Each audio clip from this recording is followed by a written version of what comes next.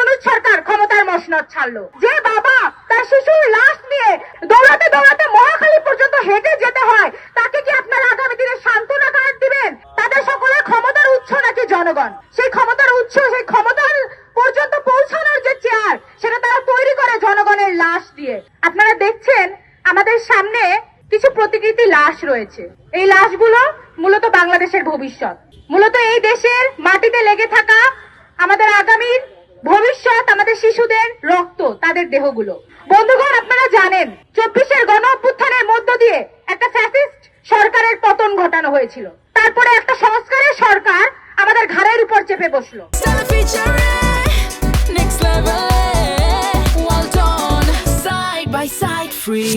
যাদের এই দীর্ঘ 15 বছরের ফ্যাসিবাদী আন্দোলনে কোনো ভূমিকা ছিল না, তারা হঠাৎ করে একটা ম্যান্ডেট পেয়ে গেল দেশের সংস্কার করার। এমনই সংস্কার করলো যে সংস্কারে খুনি হাসিনা যে কয়জন শিশুকে হত্যা করেছিল, তার থেকে বেশি শিশুকে হত্যা করে এই ইউনূস সরকার ক্ষমতার মসনদ ছাড়লো।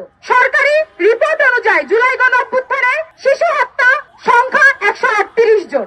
আর এই হামে ডক্টর ইউনূস খুন করেছে প্রায় 300-এরও অধিক শিশুকে। আমাদের সরকার, আমাদের বিরোধী দল সকলে আজকাল একটা কথা বলে, তাদের সকলের ক্ষমতার উৎস নাকি জনগণ। বামপন্থীদের থেকে ধার করা কথা নিয়ে তারা ওই সংসদ পর্যন্ত ঠিকই গিয়েছে, সেখানেও তারা এই কথা কপচায় যে সকল ক্ষমতার উৎস হচ্ছে জনগণ। কিন্তু বন্ধুগণ, সেই ক্ষমতার উৎস, সেই ক্ষমতার পর্যন্ত পৌঁছানোর যে চেয়ার, সেটা তারা তৈরি করে জনগণের লাশ দিয়ে, শিশুদের লাশ দিয়ে।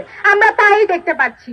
এখন পর্যন্ত ওই খুনি সরকারের, ওই ইউনূসের বিচারের কোনো আওয়াজ আমরা এই সরকারের কাছ থেকে দেখি না। যেই ঢাকা বিশ্ববিদ্যালয়ের কেন্দ্রীয় যে খেলার মাঠ চাওয়া হয়েছিল চিকিৎসার জন্য, শিশুদের চিকিৎসার জন্য জরুরি ইউনিট হিসেবে সরকার থেকে চাওয়া হয়েছিল, এই ডাকসু, এই যে ক্ষমতার কাছাকাছি অবস্থান করা আর একটা দল, তারা সেটা দিতে নারাজ হলো। বন্ধুগণ, আমাদের শিশুরা মরছে, আমাদের দেশের ভবিষ্যৎ পুড়ছে, কিন্তু আমাদের সরকারের, আমাদের বিরোধী দলের তা নিয়ে টনক নড়ছে না।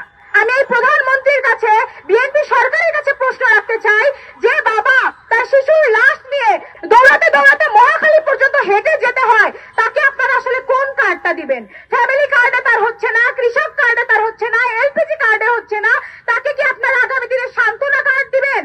সেই সান্ত্বনা কার্ড জনগণ চায় না। জনগণ ওই ভিক্ষা দায় সারা আর চাচ্ছে না, জনগণ চাচ্ছে বিচার। শিশুর লাশ নিয়ে যে মা বাবা দৌড়াচ্ছে, তারা চাচ্ছে বিচার। সেই বিচারটা নিয়ে কেন এখনো আলোচনা উঠছে না? ইউনূস সরকার সংস্কার করতে গিয়ে এসে কতগুলো শিশুকে হত্যা করে দিয়ে গেল। বন্ধুগণ, সেই বিচার নিয়ে কোনো আওয়াজ নাই, সেটা নিয়ে কোনো পদক্ষেপ নাই। আমরা এখনো দেখছি না যে এই সরকারের টনক নড়ছে, কোনো জরুরি অবস্থা তারা ঘোষণা করছে, আইসিইউর সংখ্যা বাড়ানো হচ্ছে, অক্সিজেনের সংখ্যা বাড়ানো হচ্ছে, আমরা তেমন কোনো খোঁজ পাচ্ছি না। এই শহরের, এই ঢাকা শহরের হয়তো বা কিছু না কিছু খোঁজ আমাদের কানে আসে।